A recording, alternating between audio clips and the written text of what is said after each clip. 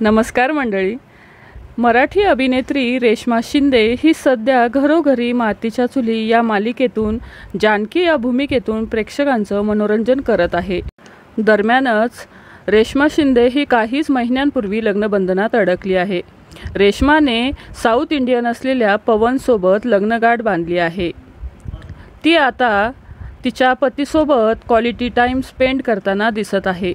असं असताना अभिनेत्री रेश्माने एक पोस्ट शेअर केली आहे.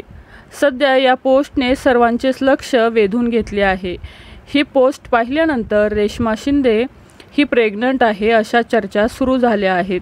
जेव्हा तुम्हाला कैरी खाऊशी वाटते असं कॅप्शन देत तिने एक पोस्ट शेअर केली आहे.